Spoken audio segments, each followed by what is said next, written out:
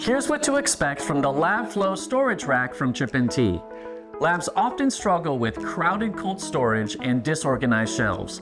The storage rack solves this by giving you more vertical space, better visibility, and easy-to-move containerization with LabFlow trays. This rack features 25 levels of rails that hold standardized LabFlow trays. You can dedicate each tray to specific scientists, experiments, or supplies, keeping everything organized and traceable.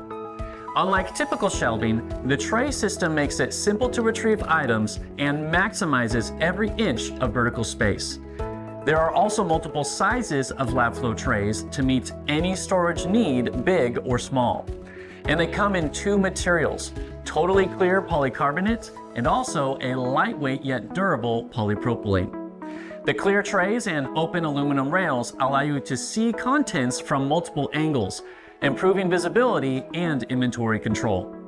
The rack includes front and back lock bars to secure trays during transport, and to release them, just turn the stop latch and remove the tray.